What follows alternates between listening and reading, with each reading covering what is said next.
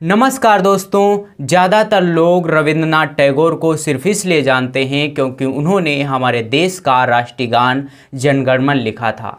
लेकिन क्या आपको पता है कि वो एशिया के पहले ऐसे व्यक्ति थे जिन्होंने नोबेल पुरस्कार जीता था और साहित्य में नोबेल पाने वाले पहले गैर यूरोपियन भी थे। इतना ही नहीं, रविंद्रनाथ टैगोर नोबेल पाने वाले कवि होने के साथ साथ लेखक भी थे। इसके अलावा उन्होंने उपन्यास, लेख, लघु कहानियां, नाटक और लगभग 2200 से अधिक गीत भी लिखे। इसके अलावा वे पेंटिंग करते थे जिनकी 2300 से ज़्यादा पेंटिंग्स हैं। इसके अलावा वे बड़े ट्रेवलर थे।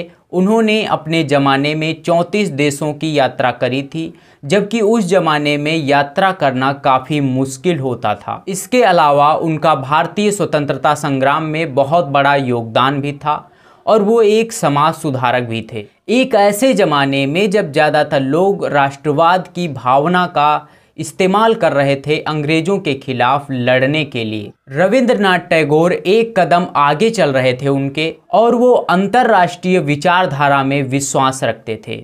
आइए जानते हैं दोस्तों इस महान व्यक्ति के बारे में आज के इस वीडियो में। हमेशा की तरह स्टार्ट करते हैं शुरुआत से।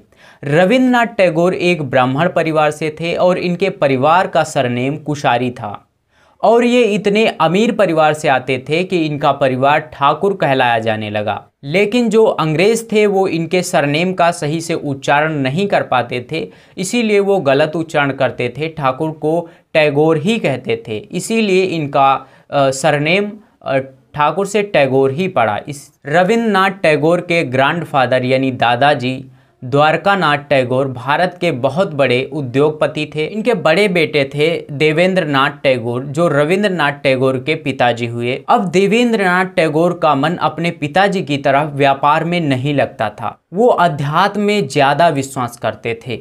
अब देवेंद्रनाथ टैगोर के 14 बच्चे हुए, जिनमें उनके आखिरी बच्चे थे रविंद्रनाथ टैगोर, जिनका जन्म 1861 में हुआ था।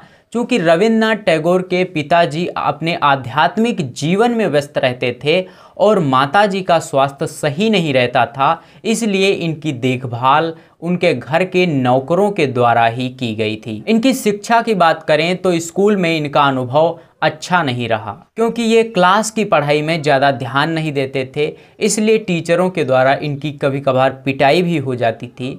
यही कारण है कि ये स्कूल भी बदलते रहते थे, कभी Calcutta academy, oriental seminary, saint Xavier school, और बाद में स्कूल जाना ही छोड़ दिया। स्कूल छोड़ने के बाद इनके भाई हेमेंद्रनाथ टैगोर ने घर पर ही रविंद्रनाथ टैगोर को सारे विषय पढ़ाए। इसके अलावा उस समय के प्रसिद्ध म्यूजिशियन जाडूनाथ भट्टाचार्य उनके घर आते थे म्यूजिक सिखाने। ये वही इंसान हैं जिन्होंने हमारा राष्ट्रीय गीत वंदे मातरम की ट्यून सेट करी थी।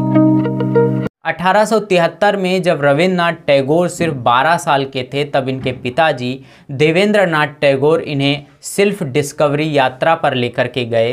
पहले शांति निकेतन के एक छोटे से क्षेत्र में, उसके बाद वो अमृतसर में 1 महीने तक रहे, जहां पर स्वर्ण मंदिर में बैठकर वो घंटों तक कुर्बानी सुनते थे। इसके बाद वो हिमालय के डलहौजी हिल स्टेशन गए, वहां पर कुछ महीनों तक रहने के लिए। वहां पर इनके पिताजी ने इन्हें खगोल विज्ञान, इतिहास और आधुनिक विज्ञान पढ़ाया और साथ ही आध्यात्मिक चीज़ें जैसे उपनिषद और वाल्मीकि रामायण भी पढ़ाया। इसके बाद आगे की शिक्षा उन्होंने लंदन में पूरी की। इसके बाद 1878 में रविंद्रनाथ टैगोर अपने बड़े भाई सत्येंद्रनाथ टैगोर और उनके परिवार के साथ लंदन चले गए, जहां पर यूनिवर्सिटी कॉलेज लंदन में कानून की पढ़ाई की, क्योंकि इनके पिता चाहते थे कि रविंद्र बड़े होकर के एक वकील बने, लेकिन इनका खुद इस चीज़ में मन नहीं लगता था। इसीलिए ये 1880 में बिना डिग्री लिए ही वापस भारत लौट आए। इंग्लैंड से वापस आकर रविंद्रनाथ टैगोर अपने परिवार की जागीर सिलादा में रहने लगे।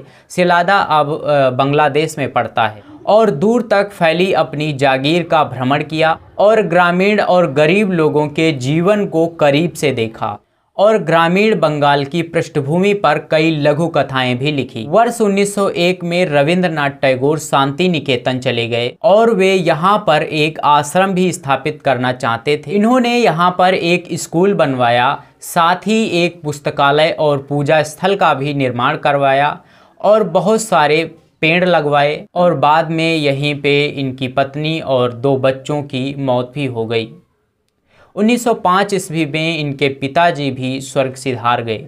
1913 में इन्हें साहित्य के क्षेत्र में नोबेल पुरस्कार दिया गया।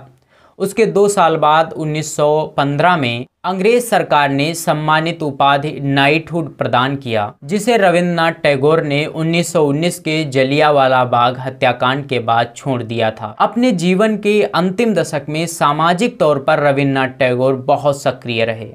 ये कुछ फेमस फोटोज हैं रविंद्रनाथ टैगोर की, जवाहरलाल नेहरू के साथ, महात्मा गांधी के साथ, सुभाष चंद्र बोस के साथ। तो दोस्तों आज के लिए बस इतना ही। मिलते हैं किसी नेक्स्ट वीडियो में नेक्स्ट टॉपिक के साथ। तब तक के लिए जय हिंद, जय भारत।